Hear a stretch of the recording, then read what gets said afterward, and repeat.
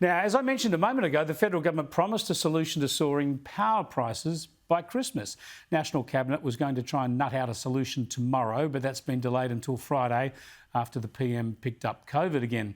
Let's bring in energy consultant Matt Rennie from Rennie Partners. Thanks for joining us, Matt. A lot of talk about coal and gas price caps. Do you think that'll go ahead? And how quickly would that impact on household and small business electricity bills?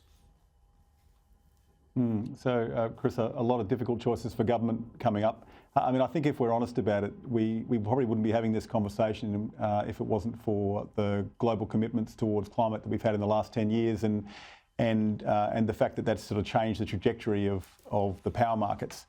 And when we're talking about gas price caps and coal price caps, it's really an attempt to try and lower power prices at a time where government's having to choose between deterring investment upstream in gas in particular and stopping people from selling overseas versus the jobs that are in these gas-using industries.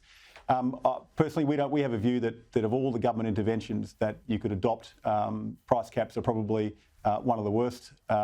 We tend to think that government should just really set the rules of the game and then let the market determine how they're going to deal with what is going to be the most difficult transition probably for the last 100 years in power markets.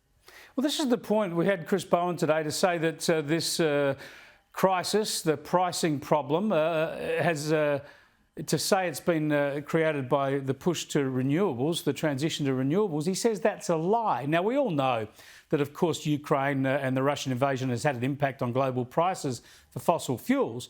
But the whole reason that we're light on for domestic coal generation and gas generation is because we've pushed them out with our renewables drive. And the whole reason we're needing to see tens of billions of dollars of investment in renewable energy and transmission is also driven by these emissions reductions goals. So tell us where you would factor the renewables push in the price pressure we're seeing at the moment.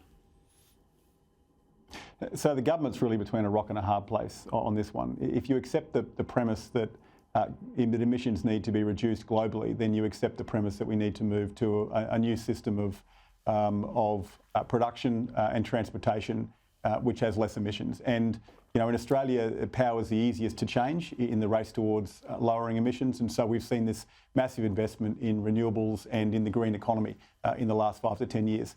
Of course, that puts us into the same valley that we're seeing in Europe, a valley where there's increased volatility as we move from one very reliable source of generation to one which is reliable but also requires a different mix of generation to be in the system.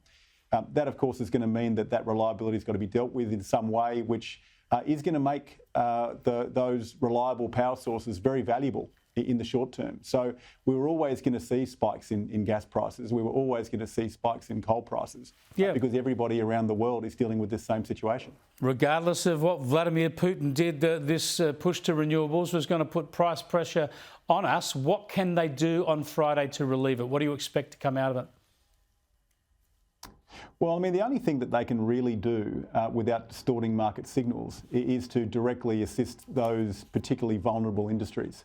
What history has shown us is that the more that government tries to direct the how rather than the what, the more they tend to get it wrong. And so, I don't really believe that spiralling gas prices are necessarily a great thing for the gas sector either. Very high gas prices just precipitate decisions that consumers will make and industries will make to shift away from gas. So I don't think this necessarily works that well for the gas companies.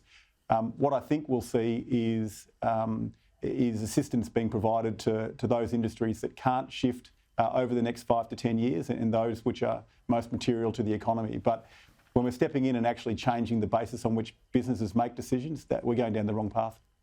Yeah, it's going to be fascinating to see. Thanks very much for joining us, Matt. I appreciate it. Matt Rennie there, energy consultant. We have made so many interventions in this space. Just adding another one in is hardly going to fix it.